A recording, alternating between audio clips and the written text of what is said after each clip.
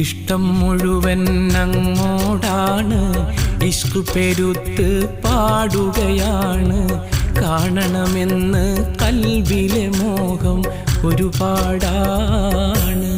റൂഹ് പിരിയും മുമ്പ് പുണ്യമദീനയിൽ എത്താനാണ്. ഇഷ്ടം മുഴുവൻ അങ്ങോടാണ്, ഇഷ്കു പെരുത്ത് പാടുകയാണ്. കാണണമെന്ന് കൽബിലെ മോഹം ഒരുപാടാണ്.